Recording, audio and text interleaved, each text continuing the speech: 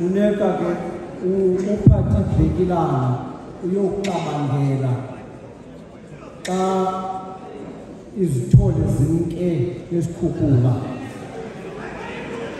ezinye uzibuyisele emhlabeni ugcwalise imiqobo andiyazi abantu bayiva le ngithethayo xa imvula inethe kakhulu sewulimile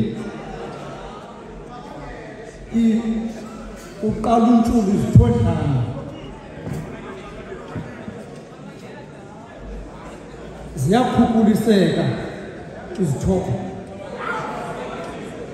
kunyanzeleke ke ngoku ugcwalise imiqobo zawugcwalisa nje imiqobo ndikhwelele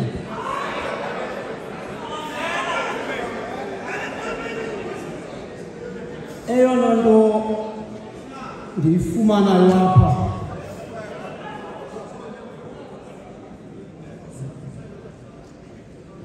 ukwenziwa kumila kumbi komntu more than anything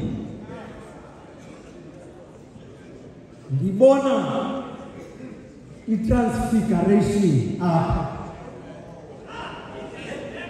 ukuguqulwa nokutshintshwa kwento endala yenziwe ntsha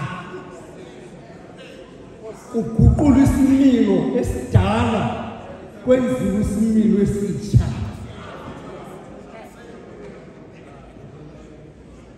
apho uThixo ujika usawule umenza isitya sokuphatha igama lakhe ezintlangeni umnqweno ke nenzondelelo yoba xa simka apha nathi sibe zizitye ezinyulwe nguThixo yabona ke ingxakinye wonke umntu ufuna uba sisitya isitya ke siba nento esiyidalelwayo kuyaphakwa esityeni asiziphakeli isitya ngokwaso ngoba umnqweno nezondelelo kuzawuhlutha iintlanga nezikumkani zihluthiswa yinto esesityeni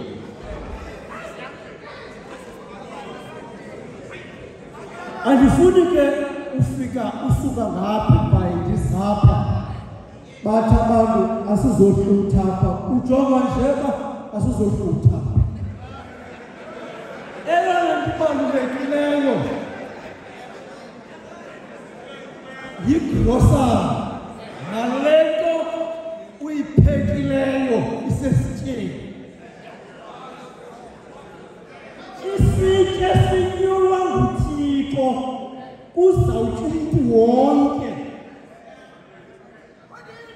uthi lo mbhali xa eqala uvula umlomo etransfonywa umpostile from uba ngusawule kwakhe azoba nguPawulos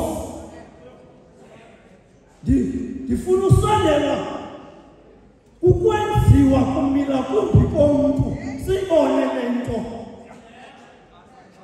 uqale ngokutshintshwa i-first letters ngoba uSawule Paul ligama linye umehluko yi-first capital letter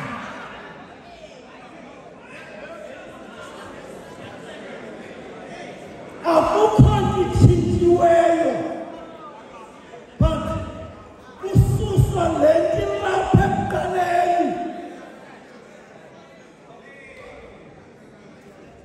nalapha kuwe uThixo akawatshintshanga amandla kaSawule okukhohlakala kwakhe qha usebenzisa i-energy yakhe ukwenzela ukuba le potential